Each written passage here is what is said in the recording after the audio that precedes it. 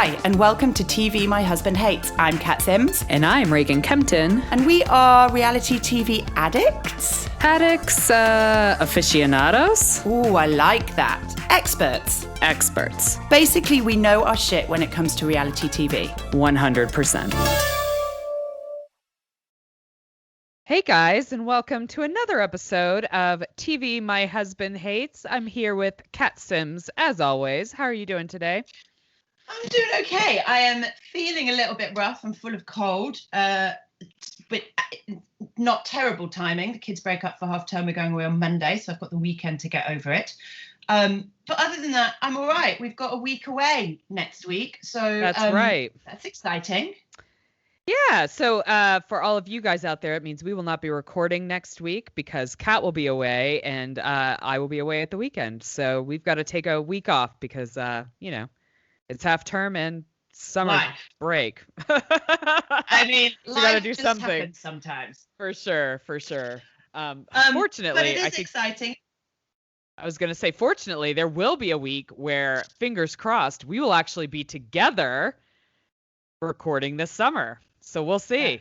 Absolutely true. If all goes to plan and COVID doesn't fuck everything up like it has done for the last 15 months, then you'll be coming to London to celebrate my 40th birthday with me. Well, even if it's still COVID, I'm vaccinated. So all we need to do is get the UK to lift the quarantine rule, which I think they will in July. I read Greece has lifted it now for Americans. So I think we're trending the correct way. For Americans who are vaccinated or have a negative test. It's one or the other. So we'll see. Let's hope so. We're staying positive. Yes. But this week, we've got quite a light schedule. Yeah, well, we've finally decided we have to drop The Hills because it's just not available in the UK to watch anywhere, which does not make it easy for us. So we have to drop that. And then we have also dropped Keeping Up with the Kardashians because we are now having to record on Thursdays due to childcare issues. Even though today's Friday, it's really confusing. We've basically, normally it will be Thursday, which is why we've ditched Kardashians. We're not overly concerned about it. We're not sure there's that much to chat about anymore when it comes to Kardashians. So apologies about that. But I think that you'll find you'd rather hear us talk more about Shahs and all the other shows than squeeze in the Kardashians. For sure. I feel like we're getting more episodes of Below Deck Sailing Yacht than we did last time. I think because last time was like their first run. I feel like it's going a little bit longer. But I also noticed Below Deck Med is coming back in July. Yeah. So I'm excited about that. Me too, and it's an entirely new crew. Like there's not one person I recognize. Isn't Malia on there, Malia? I didn't see her on the preview. Oh, I thought I saw her, but I could be wrong. Yeah, well, we'll see. We'll see when it comes up, or I'll just rewatch the preview again because it was like fairly early in the morning. Quick, isn't it? Yeah. But shall we just jump in? Yeah, let's do it. Let's go to Shahs. I bloody love the Shahs, and they have introduced a new cast member. Her name is London, and I think she is everything that this group fucking needs. I love that she has taken advantage of her position as the new girl to be able to have these conversations that aren't imbued in emotion and past and history, and she can just sort of call things how she sees it, and nobody's getting at her because they're all actually going to be quite polite to her because she's new. Well, and I think she's new, but she has known she's part of their peripheral connections, I think, because she did make a note that she has actually received a dick pic from Mike as well. I mean, I'm not sure. I'm starting to feel a bit left out. Right? To be honest, I feel like everybody's got one and not me. So, Mike, you need to start up in the DPs. Slide into the DM talk for the podcast. Take a moment to discuss dick pics because I want to put it out here. I don't care how great your dick is. It's a low fucking bar. So even a great dick is not sexy. Do you know what I mean? Dicks are not a sexy thing. Not just hanging out there. I would almost rather a tight pair of trousers to see a possible outline, but not the thing. I'd rather abs, a butt, I'd rather a cute butt. I don't want to see I don't want to open my phone and be confronted with a penis. Because no, but I also wonder if I'm just like not of the porno pic dating generation, because that was just not around when I was dating. We didn't have cameras on our phones. I honestly don't think it's that. I think it's this, the phone has like lifted this boundary where men feel that they can like, it's another way for men. I honestly think it's another way for men to overstep the line, if I'm honest. Like, I think it's, as somebody who has unwittingly and unwillingly received not just a dick pic, but also a video of him having a wank. Ew. Sent it to me on Instagram, and you know when you're like watching something, you're not quite sure what you're watching until like you're like, oh god, oh god, I'm never gonna unsee my eyes. Oh my god! I want you to know that it does feel a bit like a violation. Like, you do feel a bit assaulted with it. It's really bizarre. So just if you're a bloke out there thinking of sending a dick pic, don't send some flowers instead. Just sure. And I'm a little appalled that you even have to be told this. Yeah, or a poem. I'd rather a poem than a dick. Or a bottle of wine. Yeah. I mean, there's numerous things that can be sent over a dick pic. I mean, I think anything, actually, rather than a dick pic. I'd rather salacious chat than a dick pic, to be honest. Yes, this is the thing. Do sexy chat, because that's a two-way street, right? There's an element of somebody having to engage in that. If somebody just sends me a message that goes, I want to fucking flip you over like a hog roast and spear you up the arsehole, that's not sexy. No. But like, if there's a conversation and there's two of you involved, there's an element of consent and we're all part of it. But if you just send me and confront me with a picture of your dick, that is not, there's no consent there. No. And I don't get to make a choice. Yeah, no, I mean, I think you're absolutely right. Like, it goes down to consent, doesn't it? Like, you do not have consent to send me naked pictures or, oh my God, wank videos. Oh. Sorry about that. That's so gross. It was really gross. It was really someone gross. You knew or just rando? Total rando. Ew. Total rando. And I think part of it was my mistake, because sometimes when I get loads and loads of messages, I go through them I always try and make sure I read everything, and I always just, if I don't reply, I'll always tap a little heart, like I've acknowledged it, I've seen it. Please tell me you didn't heart that video. No, I didn't heart the video, but he did send me like a pic of him, this is gonna sound weird, but like stretching, but in like a tracksuit. And I think I thought he was posted being like funny. I think I just posted a fitness video, and I was zimming through it. And anyway, I was like, okay, here, have a heart. Anyway, I think he took that as, yes, I'd really love to see your cock. And by the way, while you're at it, can you show me a video of you wanking? Yeah, pretty gross. That's super heinous. Like, you almost want to call them out and like, does anyone know at so-and-so, because they're sending wank pics or wank videos? Is this your husband, boyfriend, son? Tell them to stop. Yeah. Oh, I wish I'd done that. But then I wish I'd done that. I did send it to all my friends, though, obviously. Yeah. Oh, yeah. We had a good laugh. I'm glad you didn't send it to me. I don't want to see that. Right. Just FYI. Stop the dick pics. But London, I think she's great. I think it's, you know, I also think it's part of Bravo's diversity drive to get more people recognized. We've got like a gay Iranian female, which I think is something that we haven't. Yes. It's a first. I was about to say we've got a gay Iranian, and then I remembered Reza. Yeah.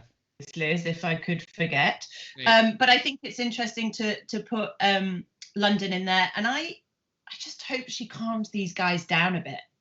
Well, I think she already kind of is, right? Like, she's able to have these really insightful conversations that make them see what they're doing, because she's a trained professional as well, which is, you know, really helpful in this group. And I think she calms MJ down just being there. Like, we're not seeing MJ going to like 0 to 100. We're seeing her like maybe hit a 20.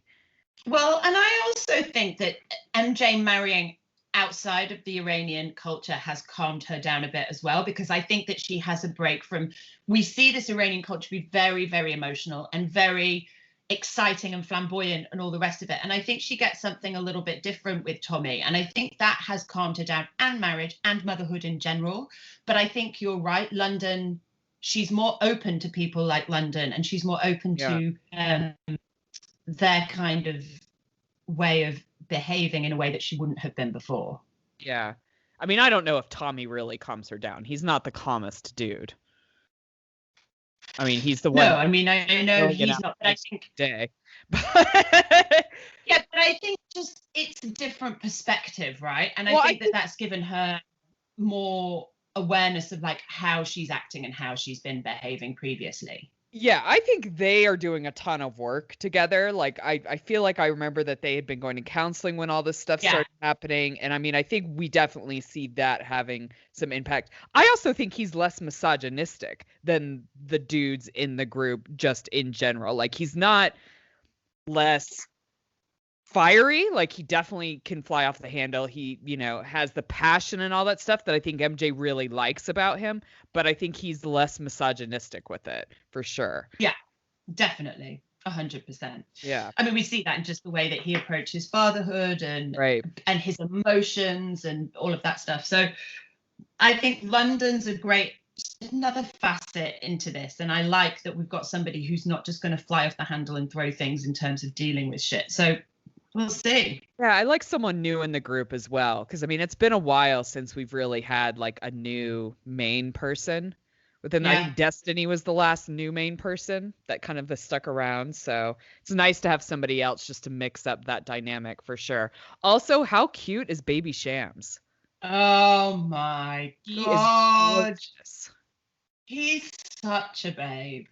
Oh, man. He really is. I mean, he makes my ovaries twinge. Yeah. Not enough to, like, go through with having another kid, but, like, oh, that's cute. Oh. Yeah. Like, that's cute. Move on.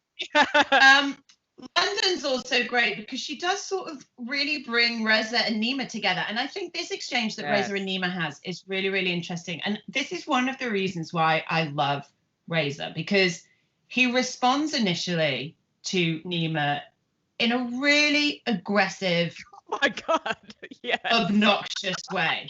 You fucking little bitch. But as if it's Nima's fault for just turning up with the girl. Right? I mean, it is ridiculous. But what I do love about Reza, that whole argument is stupid. It's ridiculous. And Nima's like, the fuck? Like, but I love that Reza goes off, comes back, and says, listen, I was irritated because of the shopping. I shouldn't have said what I said. I'm sorry. I want to move forward. And that's not easy. And I have to hold my hands up and say, good on you, Reza. It's not, because it's never about not fucking up. It's about knowing how and when to repair it. Absolutely. Because, I mean, who hasn't had the aftershock rage of, like, you get home and, like, no one can fucking help you. And so, like, you're just laden with all the bullshit. And I mean, I feel like every mother for can sure probably relate to that on a weekly basis. Absolutely. And when you traipse in with all the fucking shopping and the kids and the husband are sat watching the fucking football or something, and you're just backwards and forwards bringing all the bags in, and you're like, anybody want to help? Oh, or even worse, when they start asking you for food because you've entered the vicinity of their eyeballs. Yes.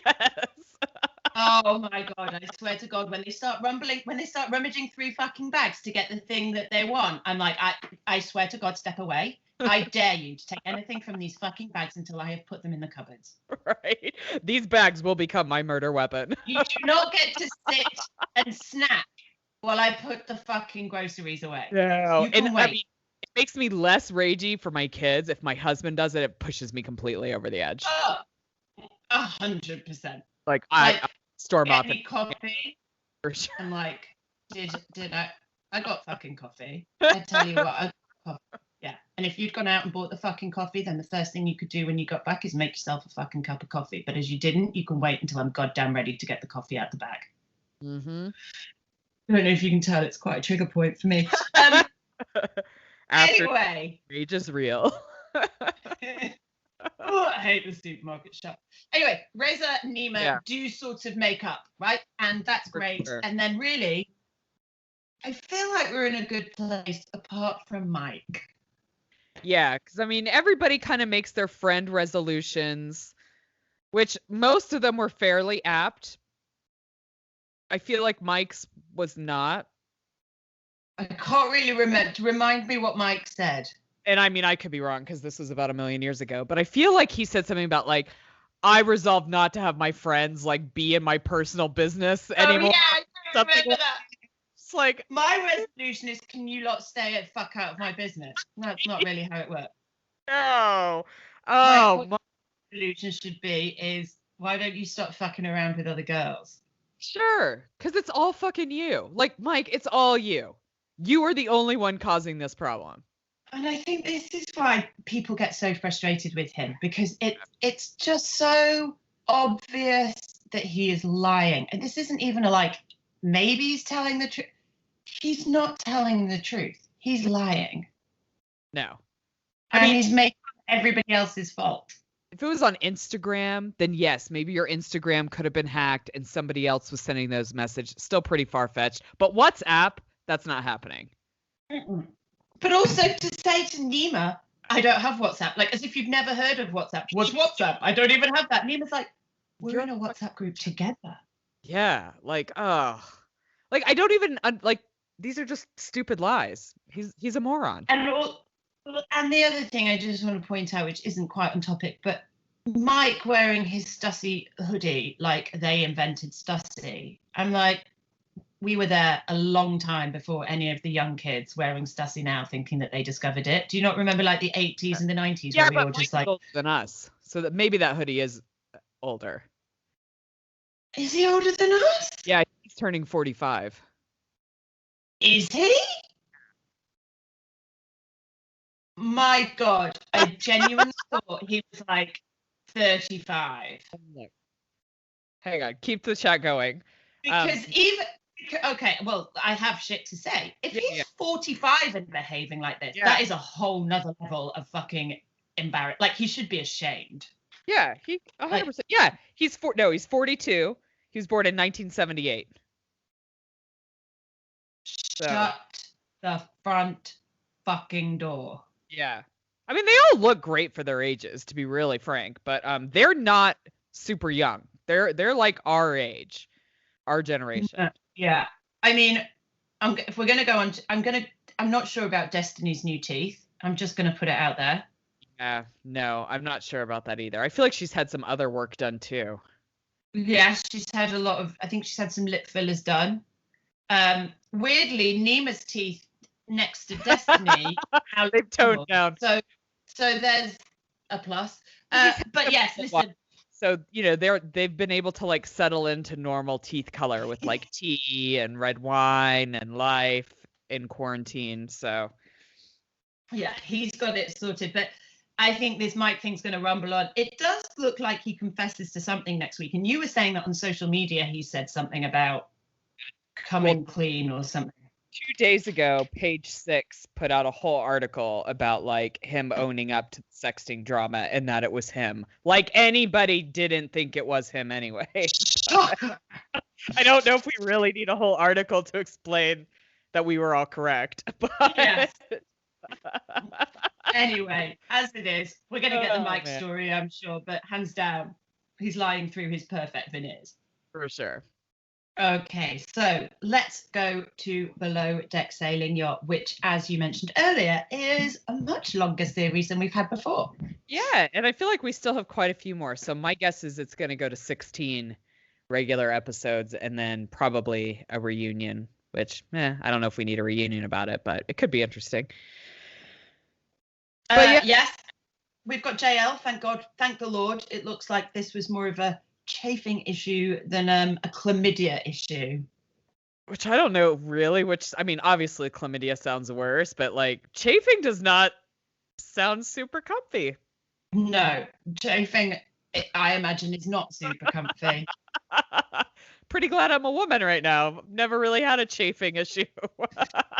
Me neither. Thank God. It doesn't sound good. But I imagine if you're always a little bit damp, like if you're in and out of the water and then you're drying off in wet shorts and you're always a bit damp, the chafage could be quite an issue. Well, also like the salt in the air, like salty air, some dampness. Oh dear. Sounds pretty. Just imagining like a chafy, crusty penis. Oh. And there's been way too much penis imagery in this podcast so far. So much. I'm so sorry. I'm going to try and stay away from the penis. Anyway, Danny, it calms Danny right the fuck down. Good Lord.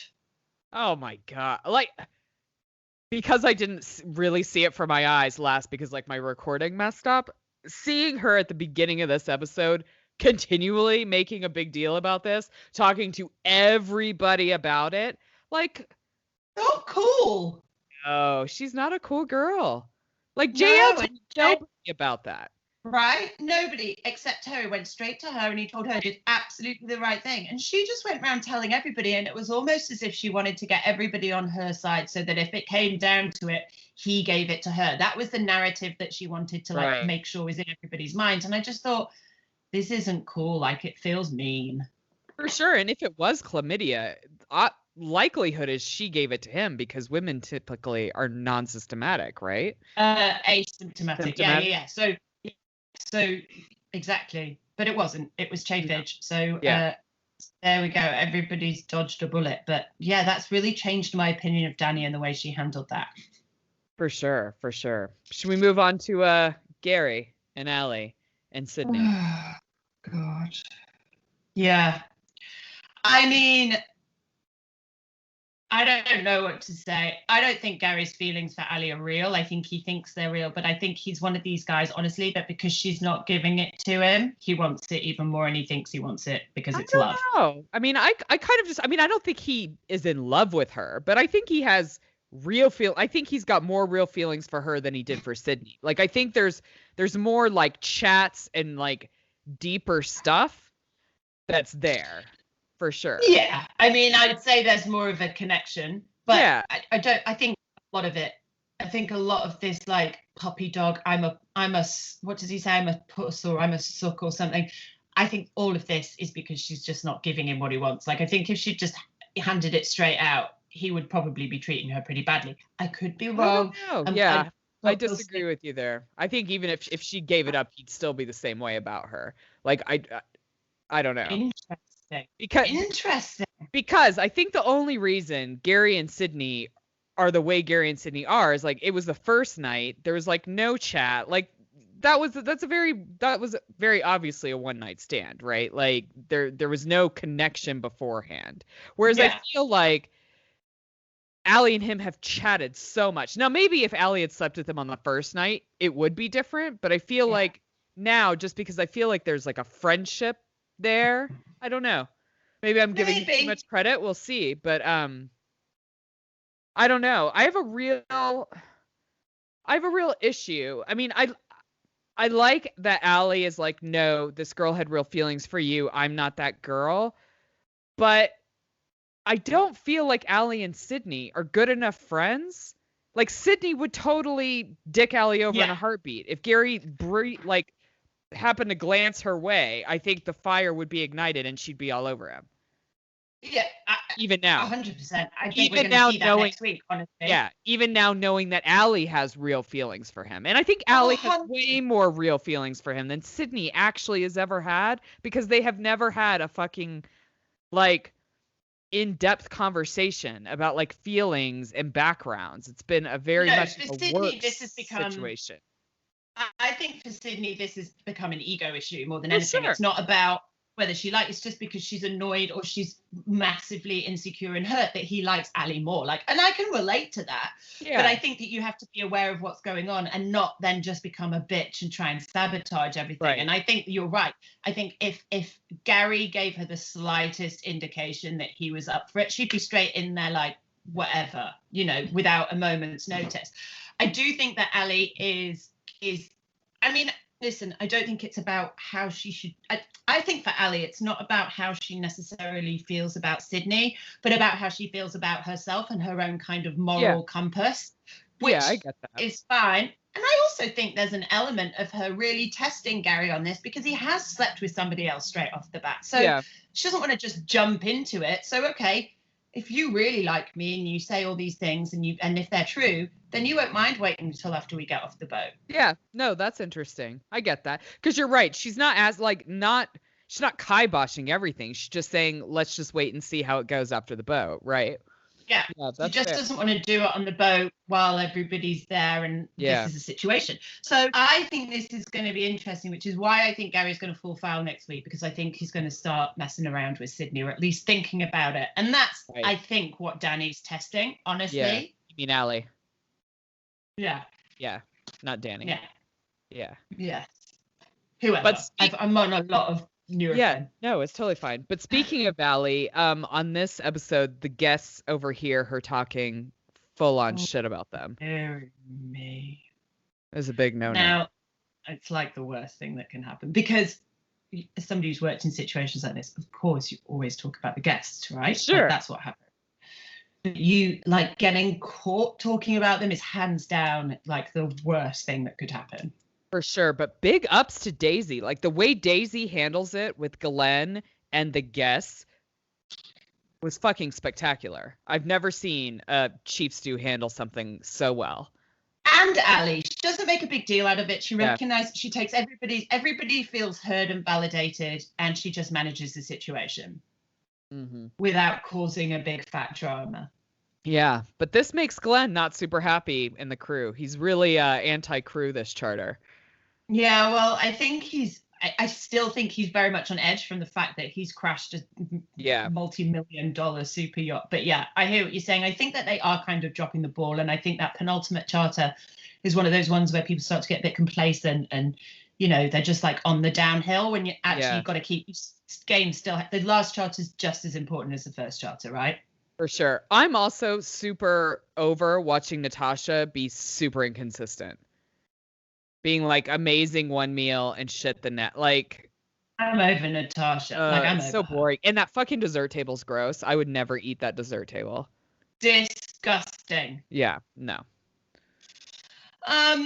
Okay, so let's move on to Real Housewives of New York, where we pick it up in the middle of Sonia's massive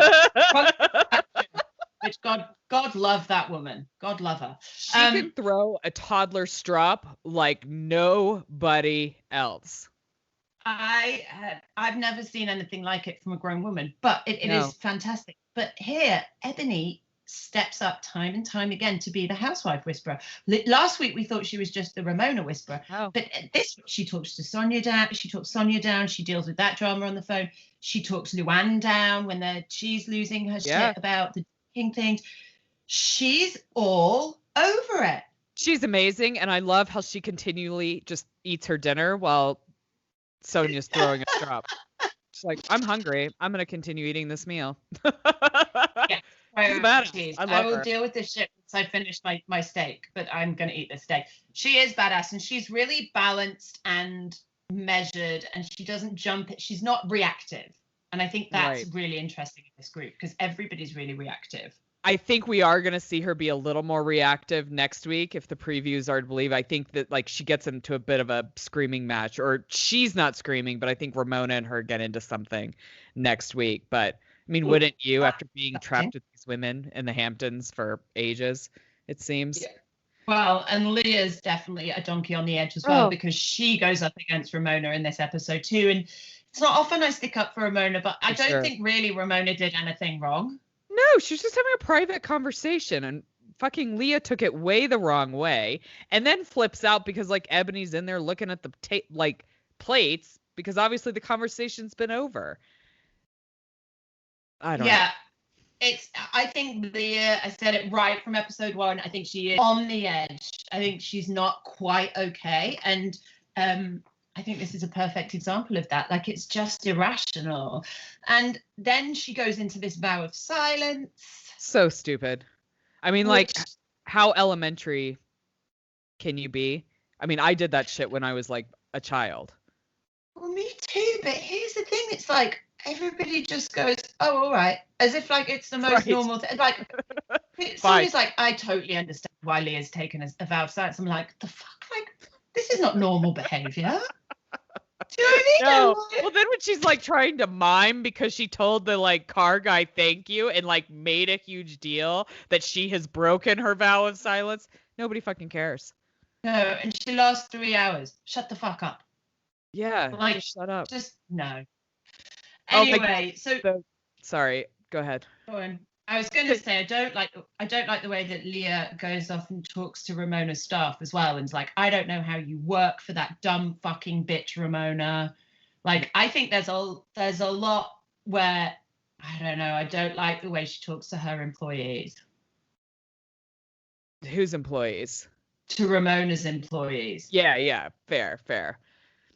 Yeah. I think she's just a bit off the scale. I think she's just being a bit childish, and yeah, she is. Yeah, and I feel like you can give her a lot of grace for like last season because it was her first season and she was kind of like finding her feet.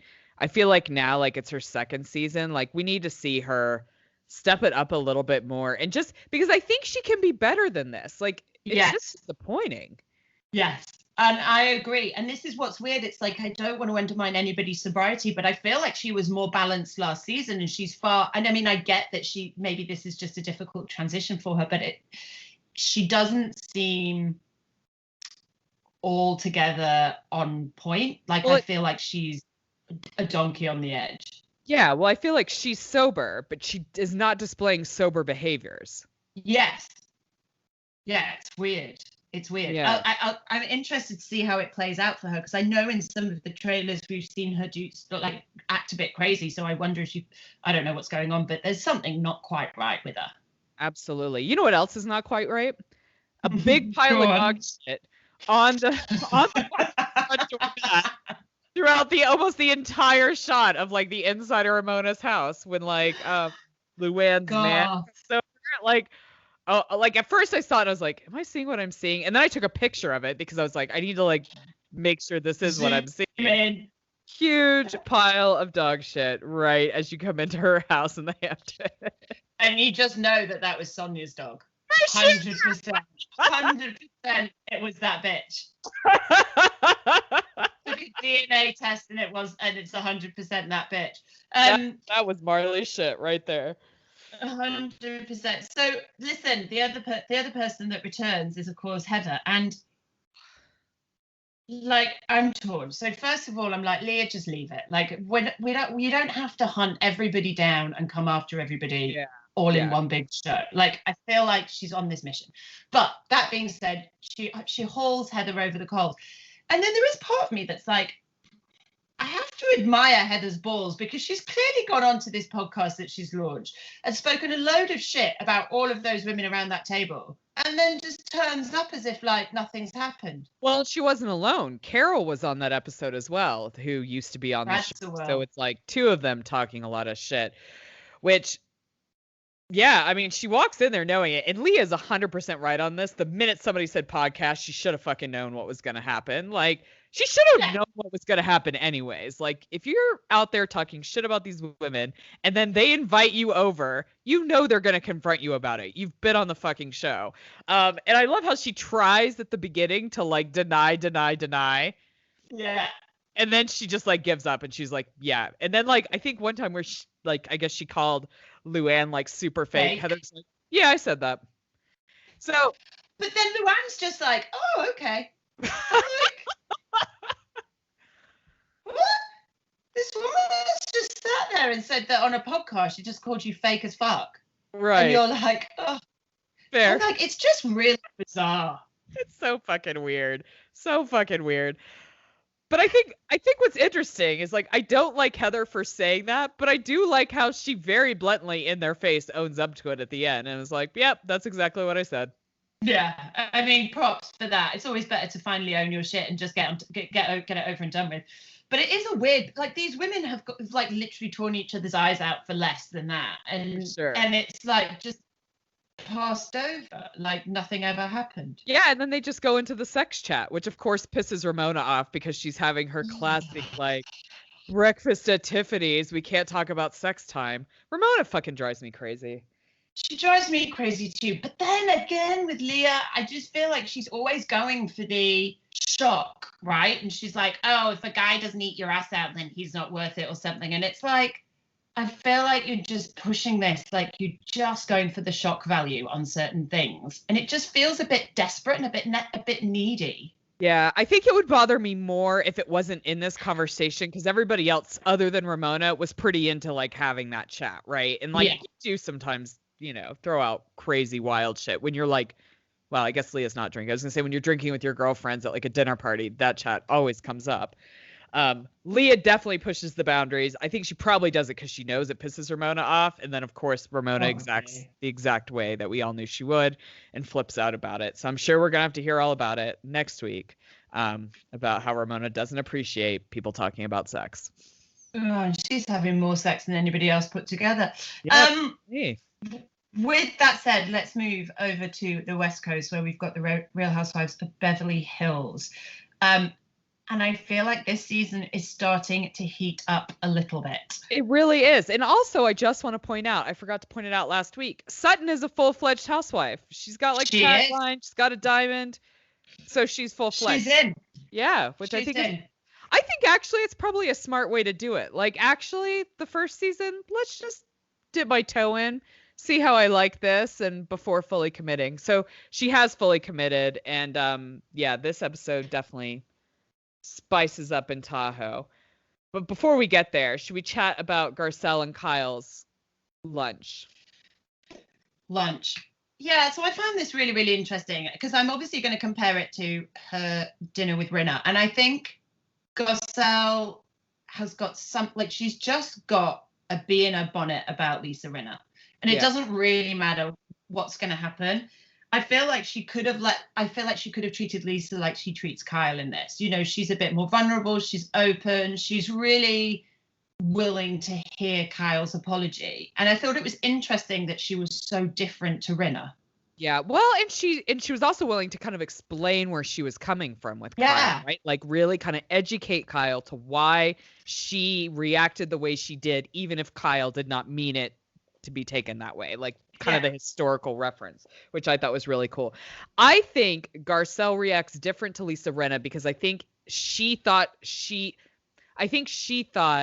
Lisa and Denise were better friends than maybe Lisa is portraying them to be, and then thought maybe they were better friends because they're all actresses. Do you know what I'm saying? Like they've been in the same circle for so long. And they've known each other for longer. Maybe she expected a higher level of loyalty than she would to Kyle. I don't know. Maybe.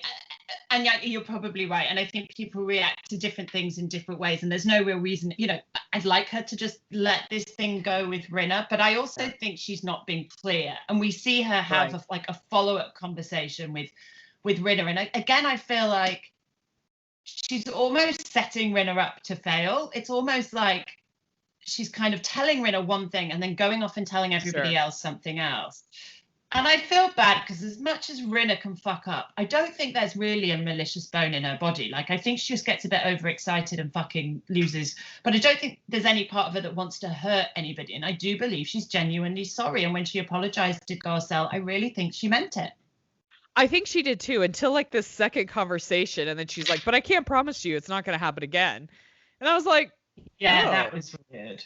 Like, I mean, you're probably right. Like sometimes things do just come out, but I don't think you meant it to come out the way you said that, because it sounds like actually I am just stashing these away because if you fuck with me, I'm going to let them loose. That really that rubbed me the wrong way. And I'm a hardcore. I love Lisa Rinna. I love her so much, but like that bit I was like, ew, that's not cool. Yeah, it was weird. And I wondered if she was doing it because she really prides herself on being like searingly, openly honest, and she doesn't want to set herself up for something that she can't promise, you know? But I 100% understand why that is a red flag to somebody who's listening or who's asked her that question. Like, part of me is just like, Rinna, just say yes, you promise. Like, just say yes, you promise. Or like, I respect that's your boundary. Like, you know, maybe there are boundaries I need to start respecting. I mean, you can have that conversation without promising you'll never do it again and still kind of promising you won't do it again, if that makes sense. Yeah, and that she doesn't seem to do that. So I kind of understand where this is coming from. But the other thing that really picks up is we get a lot more of Crystal in this episode as well. So we get a lot more about her home life and her Manny, who's a pop star, and you know, her that's brother. Normal. Yeah, that's for sure. Normal. But we also see her. Oh yeah, God, she's amazing. She's amazing. I love how she just calls her out for having ugly shit and buying too many shoes. Like, keeps her in a place. That's the brutal honesty we need in this show. Just in case Crystal ever thought about getting above her station in life, that housekeeper's going to keep her in check every day of the week. But she does come up against Sutton a little bit in this. Yeah. And I think this is a really interesting dynamic because I think Sutton is going to feel extremely cautious about entering into any kind of conversation of this kind. I'm not saying she's right to, but as a white Southern, very privileged, very wealthy woman, she's going to feel very uncomfortable about finding herself in a conversation of this kind, especially on television.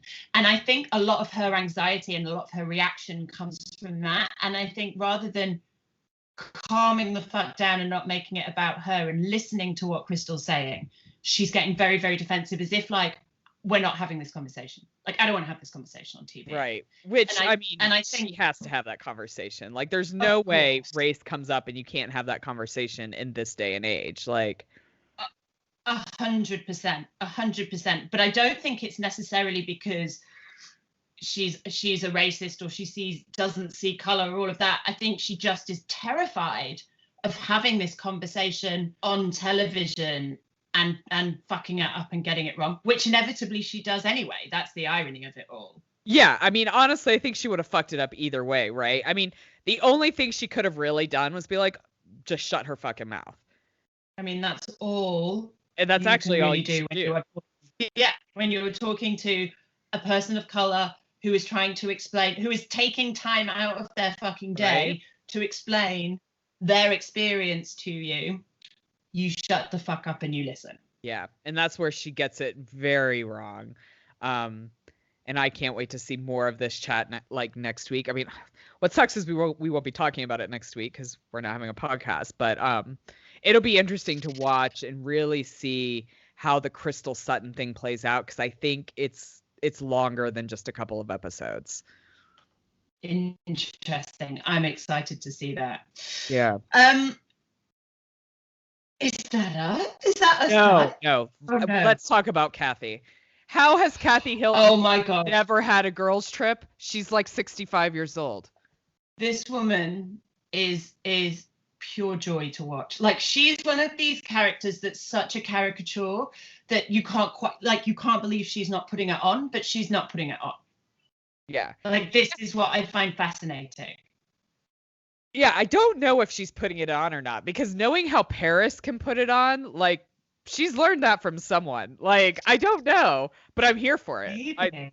I love. So yes, she was born in like 1959, so she's 62. Wow, and she's just like, I mean, to never have gone on a girls' trip, no. to be traveling, to not know how to plug a fan in. I mean, even Kyle's like, I honestly don't know how Kathy gets through the day. Like, she's like, the fan doesn't work. I can't plug it in. How can you not plug it in? Like, I have no idea. And I mean, she doesn't even have like the excuse of like being in a different country and maybe the plugs are different. Like, there's literally no. And what's weird is like when she married into the Hilton family, her husband had no money.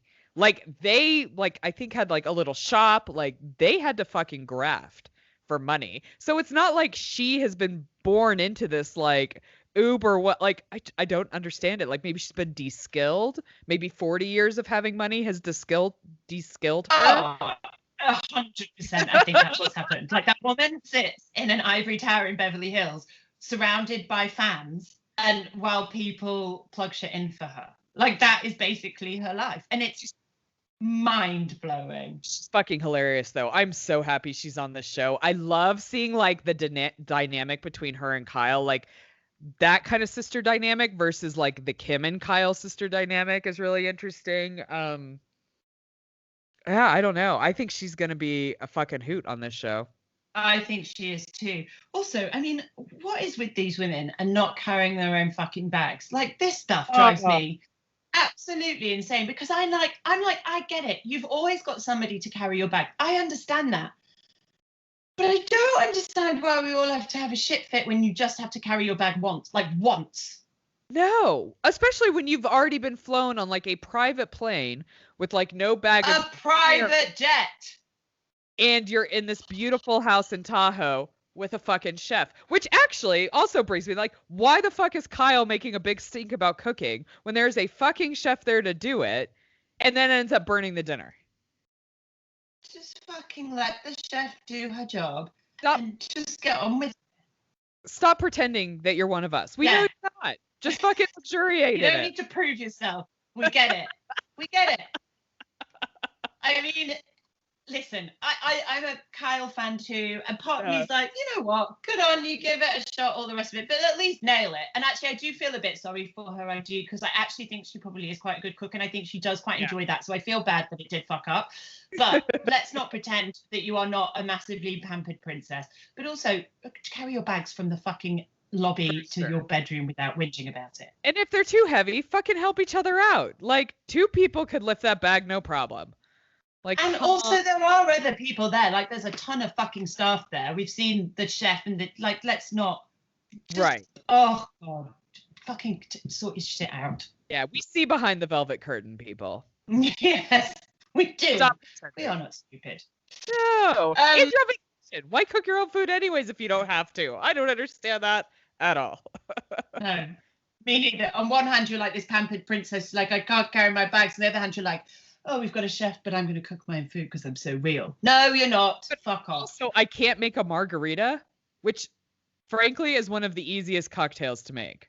Come on, Kyle. Sort yourself out. And she's married to a Mexican. That should be like part of the deal, right? That's in the prenup, isn't it? Yeah. Must make good margaritas. In the vows. In the vows, I promise to learn to make you a good margarita. Yeah. I am really enjoying Crystal more and more. I'm excited to kind of see where she takes these ladies. Erica was really weird on the 2 truths and a lie thing. I'm kind of over this like pretend mystique that she has going on. Yeah, I am too, and I think it's because we've all started to see behind the curtain, going back to that, like we've all seen that facade break. So watching it now just feels like way more of a construct than it ever has. So there is part of me that's like, oh, like we all know now that you are just like the rest of us. Like, you're just as fallible, you'd fuck up just as easily, and we need to just get to that